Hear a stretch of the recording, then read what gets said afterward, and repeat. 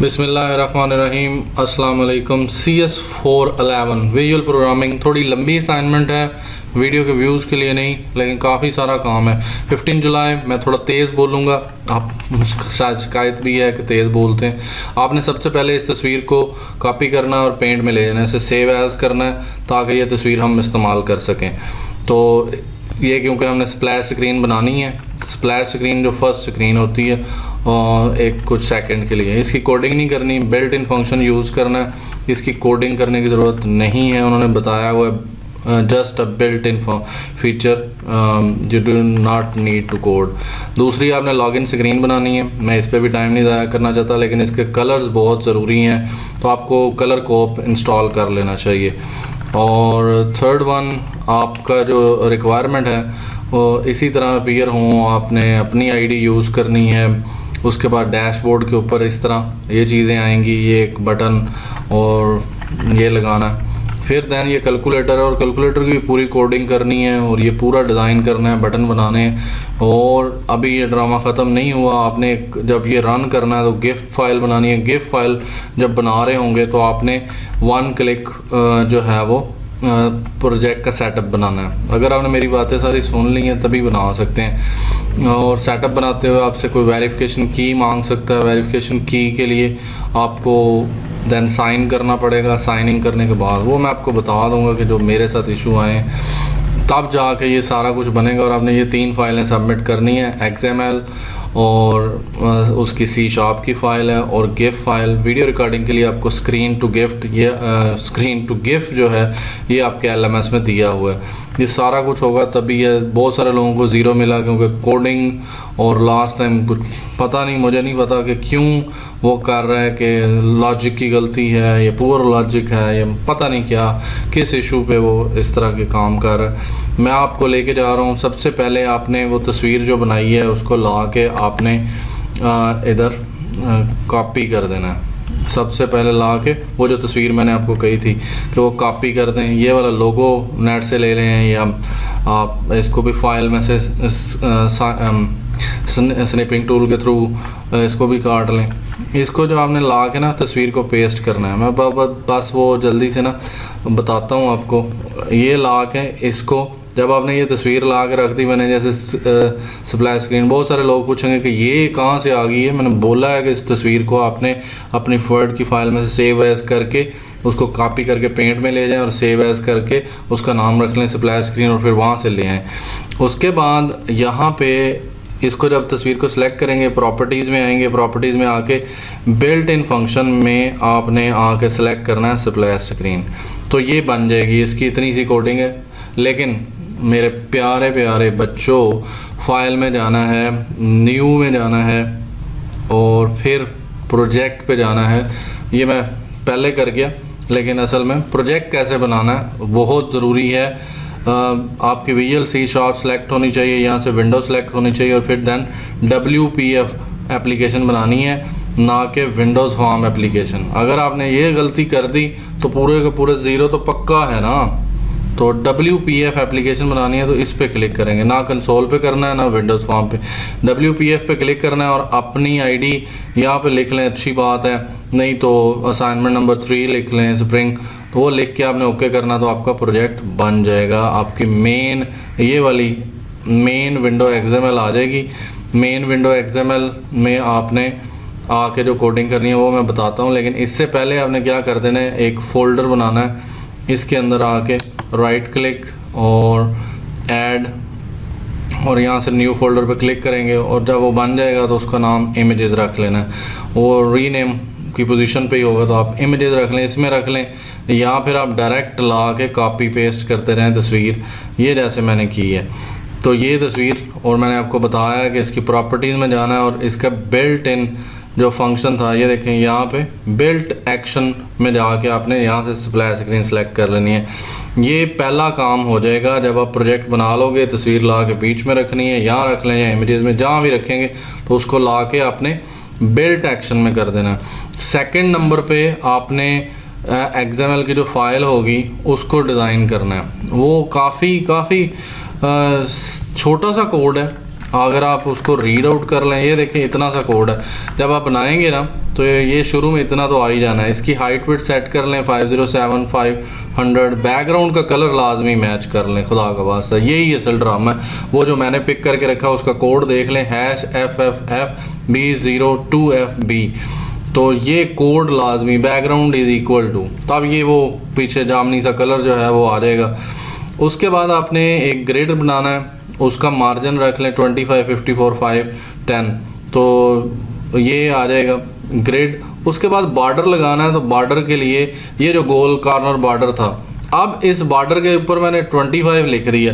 तो भाई अगर एक साइड गोल करनी है तो 25 करें, तो सारी साइड पे 25 कामा लगाएंगे। दूसरा जो चौरस करना है उसको ज़ीरो कर दें कि जी मैंने इसको ज़ीरो रखना है।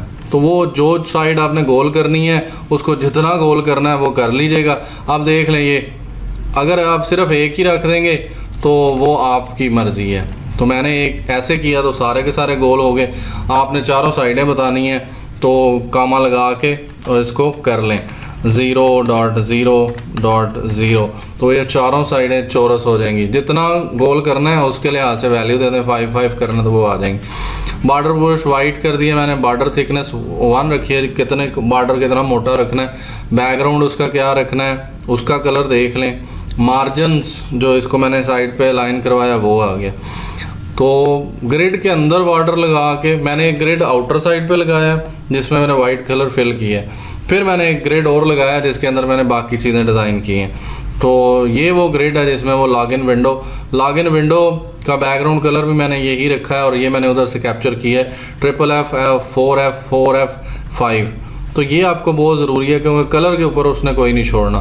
देन आपने एक लेबल लगाना है, ये जो लॉगिन विंडो का इसका कलर भी फोरग्राउंड कलर जो है उसके लिए भी आपको मरना पड़ेगा, उसके लिए भी आपको पिक करना पड़ेगा। असाइनमेंट तो इतनी काफ़ी थी कि कलर चेंज करवा लेते, लेकिन ये बहुत ही ज़्यादा, तो मैंने भी कुछ चीज़ें बीच में हॉरिजॉन्टल लेफ्ट उसे किया और मार्जिन दिए, वर्टिकल टॉप किया, फोरग्राउंड कलर, ये आपके लिए बहुत ज़रूरी है।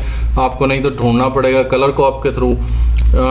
ये आपने लगाना है, लेबल इसे बोलते हैं, लेबल। ये आपको यहाँ से टूल बॉक्स से भी मिल जाएगा। ये टूल बॉक्स में लेबल यहाँ पे पड़ा है, तो इसको ला के यहाँ रख लें और उसको थोड़ा हाइट विड्थ तो उसकी सेट कर लें, मार्जिन वगैरह दे लें, उसे सेंटर में ले आएँ। असल ड्रामा सिर्फ इसका है। इसका फ़ॉन्ट वगैरह सेट करना हो इसको सेलेक्ट करें, प्रॉपर्टीज़ में जाएं और यहाँ से जाके उसको आप मैंने तो उसे category by name I think so किया हुआ है, तो वो नीचे F होगा उस पर चले जाएं। बल्कि ये मैंने इवेंट्स खोले हुए हैं, ये प्रॉपर्टीज़ के लिए होता है, ये इवेंट्स के लिए।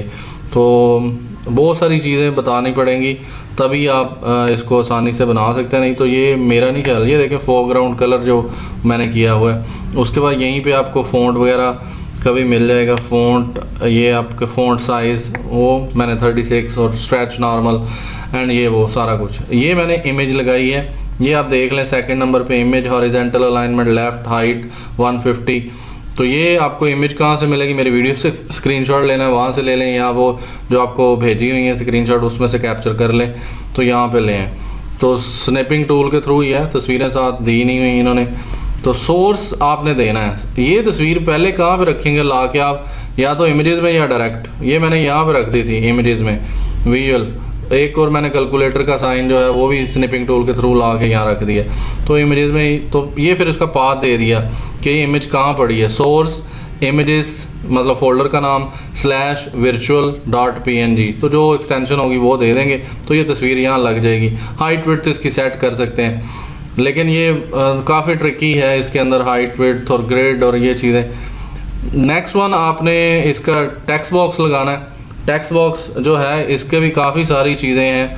Text box horizontal align left किया है, हाइट 23 रखी है, मार्जिन इसका इधर से, और वर्ड रैपिंग जो है वो किया हुआ है। तो कुछ चीज़ें आप कम भी कर सकते हैं, लेकिन कुछ चीज़ें आपको बहुत ज़रूरी हैं, लाइक बैकग्राउंड नल किया हुआ है। फोरग्राउंड इसका मैंने बहुत जो उधर से मिला था वही रखा है। फ़ॉन्ट वेट इसका बोल्ड किया हुआ है, आप कम कर सकते हैं। फ़ॉन्ट फैमिली मैंने किया हुआ है कैलबरी। फ़ॉन्ट साइज़ 20 किया हुआ है, इसको कम कर सकते हैं। लेकिन ये जो बॉर्डर थिकनेस थी ना, बॉर्डर थिकनेस मैंने लास्ट बॉटम वाली दी है जो तस्वीर में है 0001। तो आप इसको जिस तरह आपने देनी है, ये ज़रूरी है, बॉर्डर का ब्रश ब्लैक, और बस यहाँ पे शायद मैंने कोई बेचारे के कलर को ना कोई नुकसान पहुँचा दिया हो। बॉर्डर ब्रश और बॉर्डर थिकनेस, बाकी आप कम ज़्यादा कर सकते हैं, वो मेरा ख्याल इतना कोई मसला नहीं है। ये मैंने एक टेक्स्ट बॉक्स बनाया, अगर आप एक बना लेंगे तो दूसरे को कॉपी कर दें, सिर्फ उसका नाम चेंज कर देंगे तो हो जाएगा। यानी यहाँ मैंने टेक्स्ट बॉक्स 1 रखा हुआ है, दूसरे का नाम आपने जो रखना है। ये जो है ये लेबल्स हैं, इनको लेबल बोलते हैं। ये लेबल यूज़र नेम, इसका कंटेंट डाटा जो उसमें लिखना होता है वो ये होता है।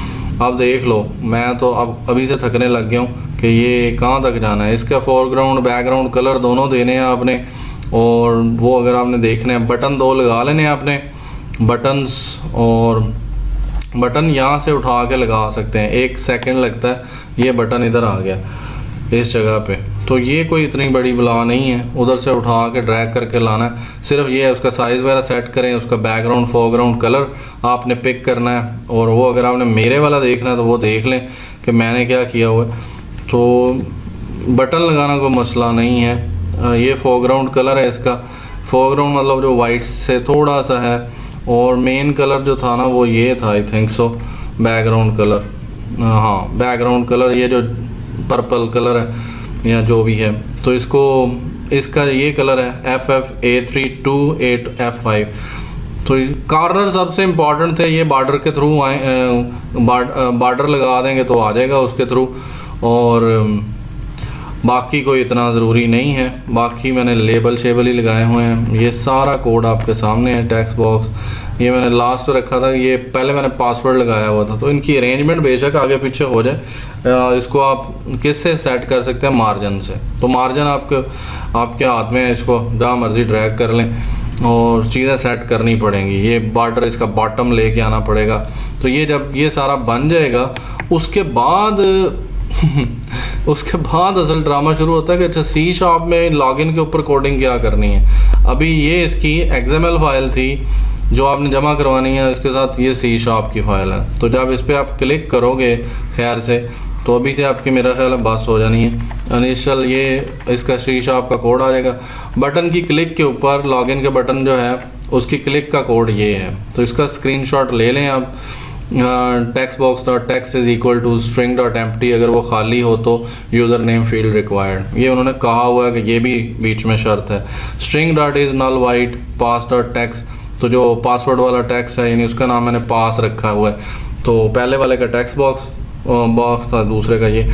और ये फिर उसके बाद है कि if text box 1 dot text, उसमें मेरी आईडी ये हो एंड पास, इसमें आपने अपना लिखना है कि आपका MC है या BC है जो भी है, तो वो आपने लिख लेना। अपने लास्ट 3 डिजिट्स आपने इधर रख देने। और फिर अगला जो फॉर्म है वो आपने ऐड करना है। वो फॉर्म कैसे ऐड करना है, वो फॉर्म आपने इधर आके राइट क्लिक करना है और ऐड करना है, और ऐड में न्यू आइटम पे क्लिक करना है। न्यू आइटम पे आके अगेन आपने WPF विंडो ही सिलेक्ट करनी है। C# यहाँ से हो और यहाँ से इसको, और यहाँ पे आपने इसका नाम डैशबोर्ड रख लें। डैशबोर्ड क्योंकि दूसरा फॉर्म है तो, लेकिन .xml ही सिलेक्ट होनी चाहिए। तो जब ये फॉर्म ऐड हो जाएगा, जैसे लाइक माई डैशबोर्ड आ गया, तो उसका ऑब्जेक्ट बनाएंगे। अगर आप मेरी तरह कोडिंग लिख देंगे तो फिर तो नहीं है, पहले फॉर्म होना चाहिए तभी उसका ऑब्जेक्ट बनेगा। तो उस क्लास का नाम बिल्कुल सेम हो, आप अपना रख सकते हैं, माई डैशबोर्ड, यूर डैशबोर्ड, कुछ भी। डैशबोर्ड उसका मैंने ऑब्जेक्ट बनाया, DB is equal to new dashboard, और उसमें मैंने टेक्स्ट बॉक्स की जो वैल्यू थी वो उसके कंस्ट्रक्टर में भेज दी है जो इसके अंदर थी। वो फिर मैंने उसे कहा DB.show, तो दिस डॉट हाइड, मुझे हाइड कर दो, मतलब लॉगिन वाला पेज को हाइड कर दो अगर पासवर्ड सही है, और DB.show यानी डैशबोर्ड को शो कर दो। और यहाँ से मैंने उसको टेक्स्ट बॉक्स 1 की जो वैल्यू थी वो भेज दी है, जिसमें मेरा यूज़र ID है, यानी वो जो मेरी VUID है वो।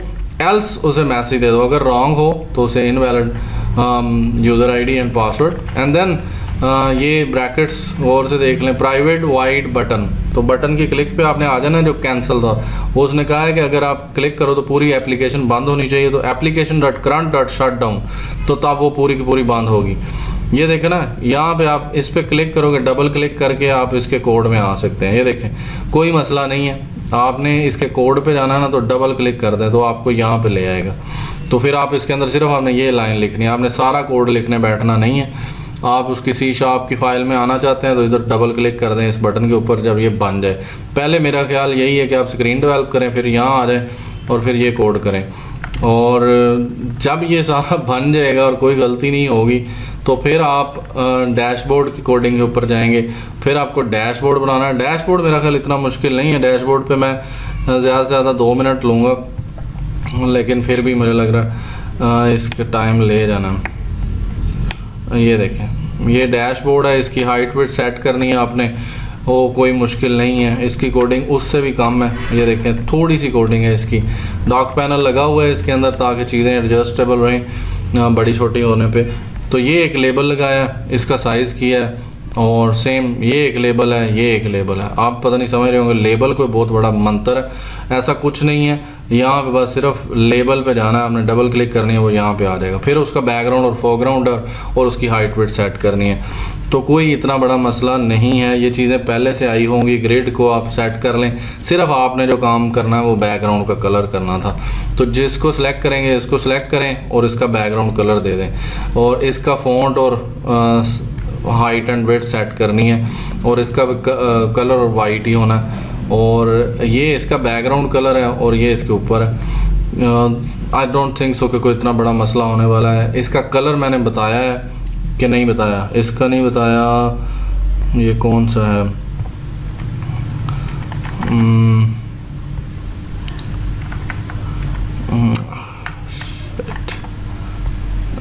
ये वाला है। इसका ये फोरग्राउंड है और यहाँ पे ये बैकग्राउंड है इसका FFA50CA5। तो आप कलर को आप से खुद भी पिक कर सकते हैं। उसको देने का तरीका क्या है, इसका कलर देना हो तो मैं यहाँ से जाके इसको सेलेक्ट किया और इसकी प्रॉपर्टीज़ में आ जाना है आपने, और बैकग्राउंड कलर पे मैंने जाना है। एक सेकंड, ये कैटेगरी ये क्यों नहीं आ रहा है इसका।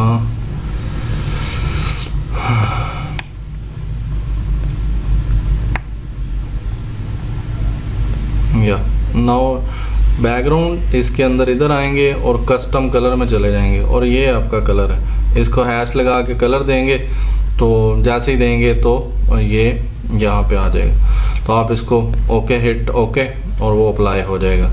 तो यहाँ पे ये आ गया। उसके बाद आपने ये बटन बनाना है, और ये बटन आप बना लोगे तो इसके अंदर आपने इमेज लगानी है। ये कोडिंग यहाँ से ही देख लें। Button name is equal to button 1 click, ये इसके क्लिक इवेंट है, बटन अंडरस्कोर क्लिक, और मार्जिन उसका दिया हुआ है ताकि वो हाइट वेट तो ऊपर से कितनी सेट करनी है वो हो जाए।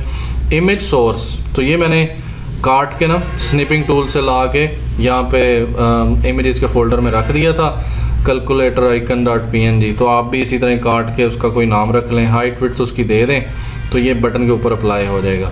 तो जब ये अप्लाई हो जाएगा तो फिर मुझे चाहिए इसकी कोडिंग, फिर इसकी मुझे कोडिंग चाहिए। इसके अंदर मैं सी शार्प के अंदर इसका कोड के अंदर जा सकते हैं। आप कोडिंग में चले जाएं आप, और कोडिंग के अंदर आके आपने यहाँ पे देखना है लेबल 3। ये मैंने उसका कंस्ट्रक्टर बनाया जो उधर से टेक्स्ट बॉक्स की वैल्यू थी स्ट्रिंग एस इधर भेजा। इनिशियलाइज कंपोनेंट लाजमी लिखना है। Label 3 dot content is equal to S, जो ये एस आया था इसकी जगह पे एस की जगह पे आप आईडी रख लें, VUID रख लें, तो ये नाम रख लें यहाँ पे, और फिर ये इधर पास कर दें। उसके बाद आपने नेक्स्ट उस बटन पे जब क्लिक होनी है तो बटन 1 अंडरस्कोर क्लिक, जो उसका इवेंट है जो मैंने उधर लिखा हुआ है वही है। अगर आपने उसका नाम बदला है तो फिर वो नाम रखें। कल्क R इज़ इक्वल टू, ये मैंने नेक्स्ट तीसरा फॉर्म ऐड करवाया था। आप इसका नाम कैलकुलेटर या कुछ भी इस तरह नाम रख सकते हैं।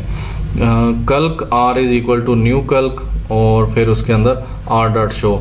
तो नया ऑब्जेक्ट बनाएंगे नए फॉर्म का, और R डॉट शो उसको शो करवा देंगे। और ये उसके पहले वाला बंद नहीं करना, तो इसलिए सिर्फ शो करवा देंगे, वो पिछला डैशबोर्ड भी ओपन रहेगा। तो इसको जब ओपन कर लिया, अब हम लोग कैलकुलेटर वाले फॉर्म पे आ जाएंगे। तो ये सी शार्प की कोडिंग भी होगी और XML की डैशबोर्ड की कोडिंग भी होगी है। अब हमने एक कैलकुलेटर बनाना है, तो कैलकुलेटर का कोड आपको गेटहब के ऊपर भी मिल सकता है। ये पूरा कोड मैंने गेटहब से उठाया, तो आप भी उठा सकते हैं गेटहब से। इसको सर्च करें WPF कैलकुलेटर, सिंपल कैलकुलेटर, तो आपको आगे लिख दें GitHub, तो वहाँ से ये मिल जाएगा। तो वहाँ से भी आप ले सकते हैं। मैंने इसके अंदर कुछ अमेंडमेंट्स की, ये एक नया बटन लगाया और इसको साइज़ वगैरह सेट किए, वो चीज़ें हैं। बाकी मैं ख़ुद से इतना कोड कौन करे, तो ये आपको मिल सकता है अगर आप नेट से सर्च करें तो, लेकिन इसका लेआउट सेट करना पड़ेगा। और ये सारा कुछ करने के बाद आपको कुछ एरर्स भी आ सकते हैं, मुझे भी आए थे। तो मैंने ग्रिड के अंदर ये बटन्स की अलाइनमेंट है। बटन अगर आप खुद लगा सकते हैं, पहले ग्रिड लगा लें, ग्रिड के अंदर ला के बटन रखते रहें और एक बटन बना लें, उसको कंट्रोल V करते रहें, तो एक तो बटन का साइज़ सही रहेगा। इसका बटन का साइज़ मैंने 46 रखा है और विड्थ इसकी हाइट एंड विड्थ कुछ इस तरह रखी हुई है, क्लोजर टू 60-40। तो ये इसकी हाइट एंड विड्थ आपने रख के इसको इस तरह एक दफ़ा एडजस्ट कर लें, ये बड़े मज़े से बन जाता है। इसके ऊपर आपने आके कंटेंट लिखना है, ये देखें ये X: या name is equal to clear. तो इस तरह कंटेंट जो है ना, कंटेंट इसका डाटा होता है जो इसके अंदर शो होना होता है, नाम इसका वो है जो कोडिंग के अंदर इस्तेमाल होना है। तो ये देखें कंटेंट X, तो ये उसका है।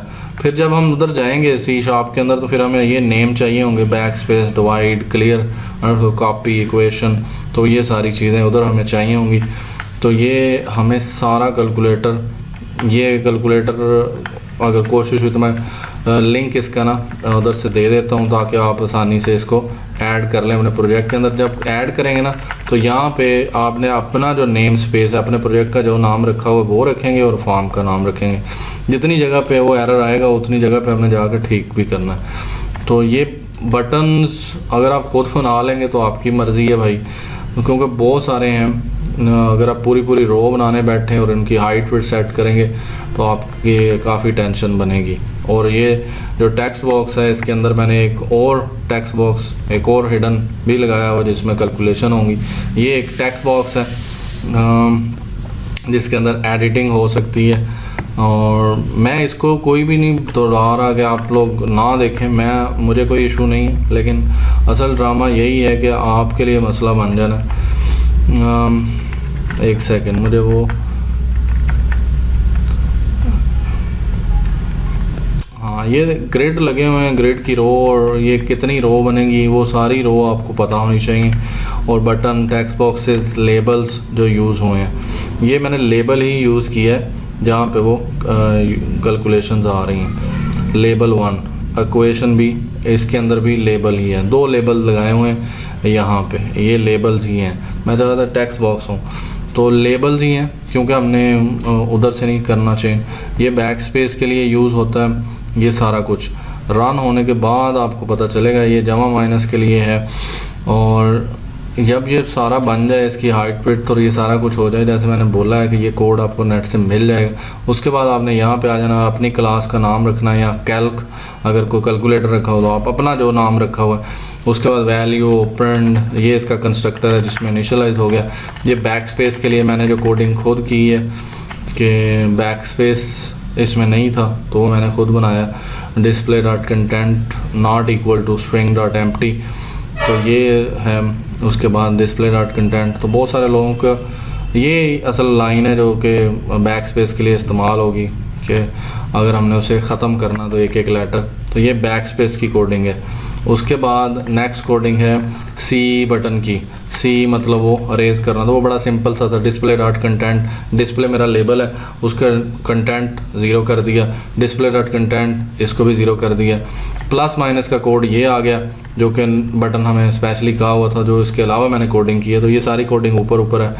प्लस माइनस अंडरस्कोर क्लिक किए, मैंने बटन खुद बनाया। फ्लोट RES एक वेरिएबल लिया और डिस्प्ले डॉट कंटेंट उसको RES में रख लिया, और फिर RES को मल्टीप्लाई में -1 करेंगे तो उसका रिज़ल्ट के साथ -1 शुरू में आ जाएगा। उसके बाद display dot content is equal to RES dot to string, तो ये दोबारा वापस उसके साथ साइन लगाने के बाद वहाँ डिस्प्ले कर देगा।